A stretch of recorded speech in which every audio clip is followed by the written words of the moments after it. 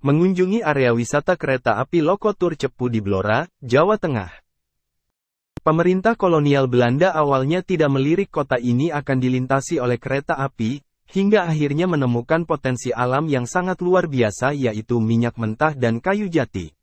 Sehingga pada tahun 1902 NISM telah selesai membangun jalur KA reguler dari Semarang, Cepu sampai dengan Surabaya. Selain itu maskapai KA swasta lainnya yaitu SJS pada tahun 1903 juga selesai membangun percabangan dari Cepu, Blora, Rembang dan Purwodadi. Dan yang terakhir adalah jalur KA Kayu Jati yang dibangun oleh perusahaan Jawatan Kehutanan Hindia Belanda. Ini adalah gambaran peta mengenai 3 jalur tersebut. Untuk garis berwarna merah merupakan jalur KA regular aktif double track dari Jakarta, Cirebon, Semarang, Cepu hingga Surabaya. Garis berwarna ungu tua merupakan jalur KA non-aktif dari Cepu, Blora hingga Rembang dan Purwodadi. Garis warna orange muda merupakan jalur di dalam area wisata KALTC, sedangkan garis warna orange tua merupakan jalur kayu jati, mulai dari area LTC, Gubuk Payung hingga Randu Blatung, akan tetapi jalur tersebut hanya sampai dengan Gubuk Payung saja. Area wisata KA Lokotur Cepu di Blora merupakan milik Perum Perhutani, pembangunan prasarana yang digunakan merupakan peninggalan era masa kolonial. Belanda sendiri mulai membuka hutan jati sebagai hutan industri pada tahun 1870-an. Dengan luas 33.000 hektare, kayu jati di Cepu menjadi komoditas dengan nilai tinggi. Dalam rangka mempercepat pengangkutan kayu, jalur kereta apinya mulai dibangun tahun 1915. Sepanjang abad ke-20, jalur ini beroperasi untuk mengangkut kayu dari Gubuk Payung hingga Batokan. Seiring waktu dan pelestarian hutan jati di kawasan Cepu, maka angkutan kayu jati menggunakan sarana KA juga terbilang minim. Maka dari itu area kawasan penampungan kayu jati di Cepu dialihfungsikan sebagai area wisata. Beberapa sarana lokomotif uap yang pada tahun 2008 masih aktif, saat ini sudah tidak digunakan karena biaya perawatan yang cukup mahal. Sebagai gantinya, terdapat beberapa lokomotif diesel berukuran kecil yang diupayakan untuk tetap bekerja, meskipun kondisi saat ini juga mengalami pemeliharaan. Lebar jalur KA Kayu Jati di Cepu ini hampir sama dengan lebar jalur KA di Indonesia pada umumnya, yaitu berukuran 1067 mm. Tidak heran beberapa lokomotif uap seperti lokomotif uap seri C12 bernomor 18 dan C29 bernomor 02 berasal dari depo LTC. Penomoran lokomotif uap ini berbeda dengan penomoran lokomotif pada umumnya, seperti lokomotif uap bernama 17, Agustus dan Bahagia. Di area wisata KALTC ini masih menyimpan beberapa lokomotif uap, yaitu 3 lokomotif buatan Berliner Maschinenbau yang dibuat pada tahun 1928, diantaranya bernama 17, Agustus dan Bahagia. 2 lokomotif uap buatan Dukru dan Browns. 1 lagi lokomotif buatan Hanomag, yaitu lokomotif uap seri C29 bernomor 02 yang saat ini sudah dipindah ke Taman Seribu Lampu. Semua kondisi lokomotif uap dalam keadaan tidak siap operasi atau TSO. Untuk memasuki area wisata KALTC ini cukup membayar Rp10.000 saja, itu di luar sewa lokodresin dengan jarak-jarak tertentu. Di dalam area wisata ini, suasana cukup menyejukkan, sangat cocok untuk berekreasi bagi keluarga dan teman-teman.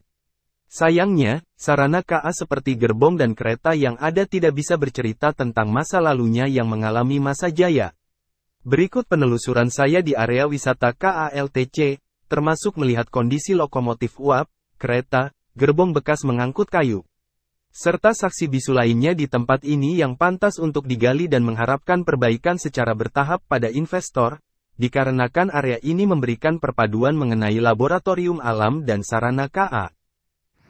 Pukul 13.47 waktu Indonesia Barat, saya memasuki area LTC dan melihat salah satu lokomotif uap buatan pabrik Dukru dan Browns. Di sebelah kiri saya terdapat loket masuk untuk membeli tiket dengan harga Rp10.000.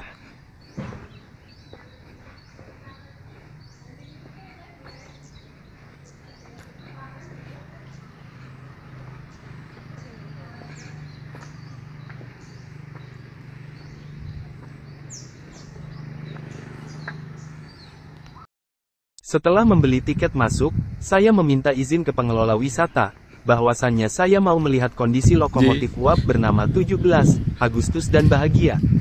Setelah itu pihak pengelola akan membuka akses pintu untuk saya bisa masuk ke dalam depo. Saking pundi, Pak? Kula saking Surabaya. Surabaya Timur. Tapi tinggalnya di Bandung. Sajane cedek rumah sih. Inilah kondisi terakhir lokomotif uap bernama Agustus, di beberapa bagian sudah mengalami korosi.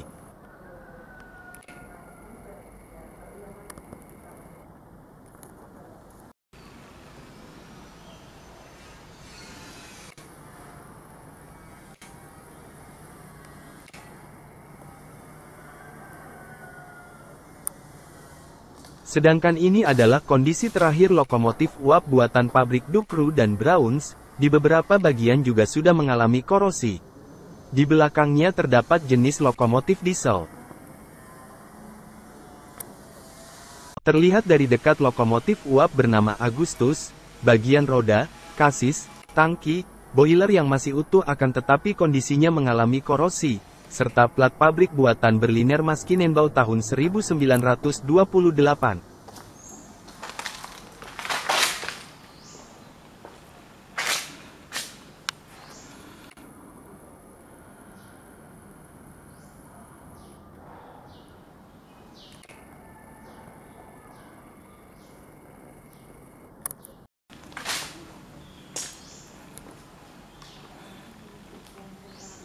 Dari dekat di dalam kabin lokomotif uap bernama Agustus, terlihat tuas, pipa-pipa serta komponen lainnya masih utuh.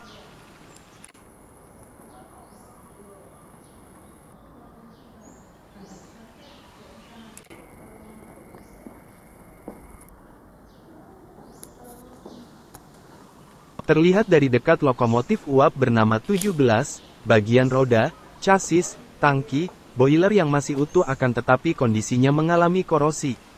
Dari dekat di dalam kabin lokomotif tersebut, terlihat tuas, pipa-pipa serta komponen lainnya masih utuh.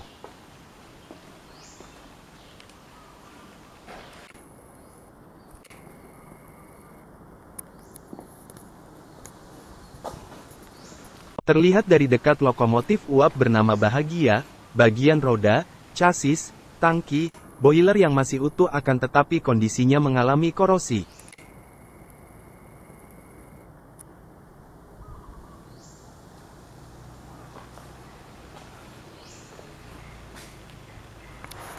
Dari dekat di dalam kabin lokomotif tersebut, terlihat tuas, pipa-pipa serta komponen lainnya masih utuh serta adanya bekas kayu jati sebagai bahan bakar lokomotif uap tersebut.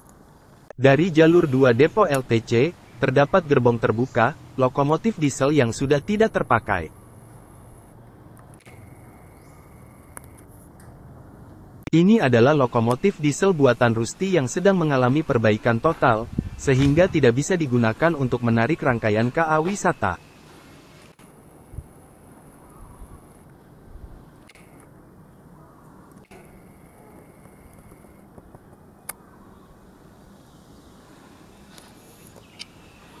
Di luar area depo LTC, terdapat beberapa kereta penumpang, lokomotif diesel, tangki air untuk mengisi lokomotif uap, beberapa gerbong yang sudah tidak terpakai, serta kondisi area LTC yang begitu sejuk dan nyaman. Sudut pengambilan dari arah utara menuju ke timur, terlihat beberapa bekas gerbong pengangkut kayu jati.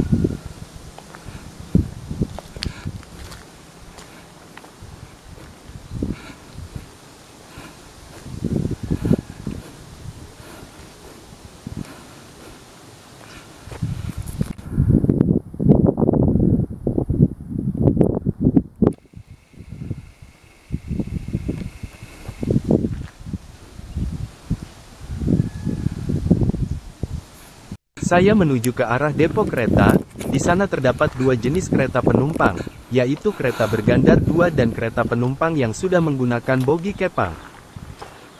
Menurut info yang saya dapatkan, kereta penumpang jenis kereta kayu yang sudah menggunakan bogi tersebut, pernah dinaiki oleh Presiden pertama Republik Indonesia yaitu Soekarno. Selain itu kereta tersebut dilengkapi oleh pendingin udara atau AC split.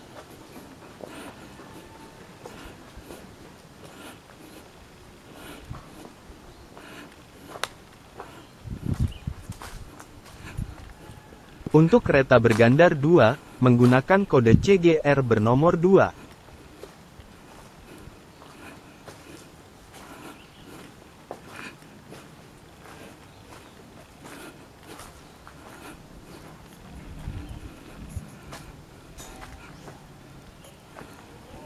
Terlihat dari sisi timur, kereta penumpang dengan kode CGR bernomor 2. Serta beberapa bekas roda kereta maupun gerbong yang sudah tidak digunakan lagi.